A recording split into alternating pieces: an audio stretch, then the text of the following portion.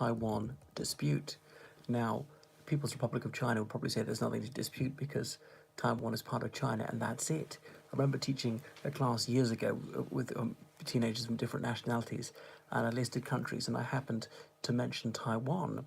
And one of my Chinese pupils very stridently corrected me, saying Taiwan is not a country, Taiwan is part of China. That's how it was being dinned into them. So I don't have a strong view on that.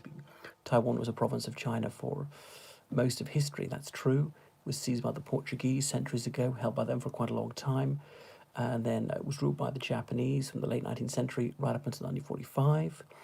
And then the Chinese Civil War broke out anew right after the Second World War, and the Kuomintang, the nationalists, they fought against the communists. The communists won, so the nationalists fled the mainland, and they shifted to the island of Taiwan, which they called the Republic of China.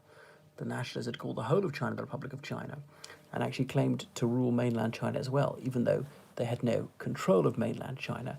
And Zheng Jieshi, or Chiang Kai-shek, as we used to call him, the president of Taiwan, was wanting to come back and retake mainland China, but obviously that's long since been a forlorn hope.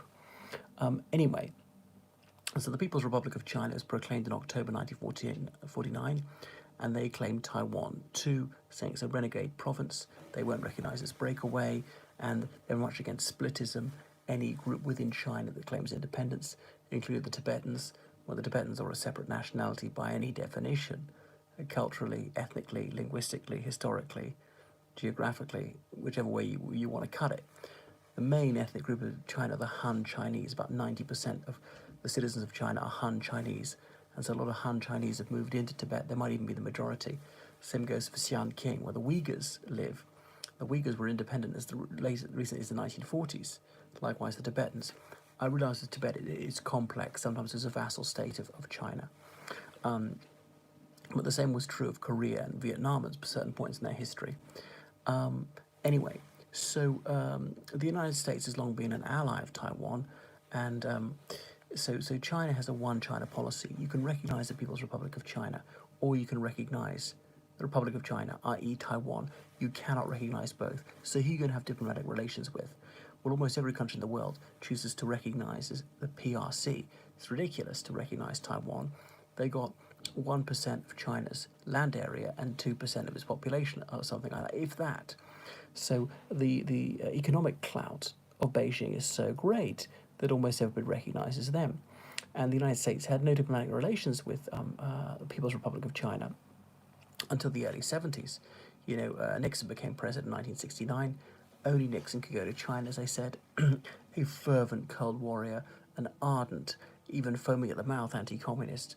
Nobody could accuse him of being soft on communism, using the Pakistanis as a back channel, having Henry Kissinger, the US Secretary of State, go to Pakistan, pretend to fall ill, to allow him time for a secret flight to China to meet some Chinese officials face to face. And then there was a diplomatic démarche in the early 70s when the United States had to de-recognize the Republic of China, Taiwan, and recognize the People's Republic of China because the Taiwanese were distraught. They had been sold out. Nevertheless, the US military is still defending the Taiwanese, often there in the South China Sea, and the United States passed a law decades ago saying they would defend Taiwan. It's true that Taiwan is a democracy, is a free society, and that's fantastic. I wish the rest of the world was as free as they are, and they have fair elections, that they can criticize their government, the government has to deliver their people, and the government's not cruel to people, unlike the People's Republic of China, where people are heavily oppressed by the government. And yes, there are some good things too. They've had tremendous economic growth, but then so has Taiwan. Taiwan doesn't have a huge numbers of people locked up in slave labor camps. It doesn't execute anybody. It has fair trials, all the rest of it. You would not be killed for trying to leave, except through an official border crossing post. It doesn't torture people at all, so far as I know. And doesn't harvest organs, it doesn't force abortions on people, it doesn't prevent people having religious liberty, and on and on and on. It's a free and humane society. I wish the people of mainland China had the same rights, but this is a very emotive topic for the Chinese, and in China really there's only one opinion. So everybody has to mindlessly chant these certain slogans, and after sufficient chanting, I suppose they'll all believe the same thing. Remember, challenging state power is a crime in China. So the People's Republic of China has recently developed a hypersonic missile, as it's faster than the speed of sound, is it over 600 miles per hour. That's been very, very difficult to shoot down. And they've been flexing their military muscles, making demonstrations of Taiwan. And reintegrating Taiwan into the PRC has long been a goal of theirs. But President Biden has publicly sworn that the United States shall defend Taiwan. It does make me think why. Because, it's going to go back to China eventually. China's got a strong case there. And even a few Taiwanese would like to rejoin China. The trouble is China's making itself so unattractive by the regime they're being so hideously oppressive. And I know some people have got rich and you can leave the country. These are a few of the positive things. But a lot of things you can't do there. And we Westerners, we tend to see the very best of China. It's frightening the way China is going. It's quite Orwellian as face recognition technology. Having your phone taken, certain apps installed in it so they can spy you. Spy on you, full spectrum surveillance. Wow. You say one wrong word, that could be very serious for you.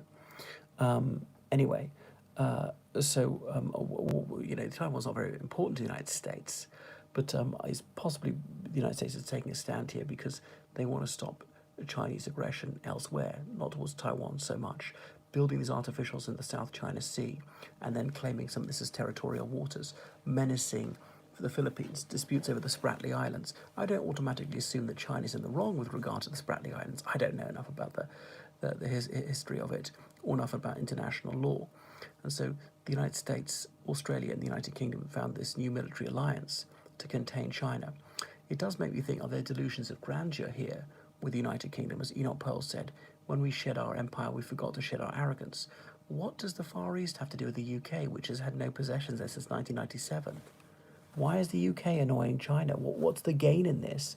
Okay, have a good relationship with China, with Australia and the United States. The UK's got that anyway. Why is the UK sticking its neck out? It just doesn't have the military strength to fight there. And there's no reason to fight there if it comes to it. Anyway, so that's it. So it's partly testing American resolve after the withdrawal of Afghanistan. So there are flights between Taiwan and mainland China, and Taiwanese passports say brackets Republic of China, because most people would not know that means Taiwan. And they don't have embassies in most countries. They can have a representative office. They can't have an embassy because they don't have formal diplomatic relations. So anyway, the Chinese are growing powerful. They're getting stronger all the time, where their economy is growing, and their population will maybe start shrinking, which in some ways will actually make them stronger. They won't have so many elderly people to look after and things like that. They're even cleaning up the environment. But they've managed to alienate much of the world. I mean, most EU countries are taken against them, and the Taiwanese foreign minister is touring the EU. On the other hand, you might say, well, why do you care? The European Union's not going to fight for Taiwan, and they know where their bread is buttered on. Which side the bread is buttered on? It's keeping on the right side of the PRC. Anyway, so Xi Jinping, president for life of China, he would dearly love to be the one who took back Taiwan. And there's all this saber rattling, all this blood curdling rhetoric, which is quite frightening. But you see how circumspect they are, not having fought anyone since Vietnam in 1979, and the Chinese didn't even press their advantage there. So I don't think it's going to come to fighting, but it is a little bit worrying if there's even a small chance it's going to happen. They can turn up the North Korea problem for the United States to distract the Americans. If you don't cooperate on this issue, we can cause problems with you by boosting the North Koreans, by trading with them more as their economy improves. Well, that's enough from me. Tell me what you think about the Taiwan situation.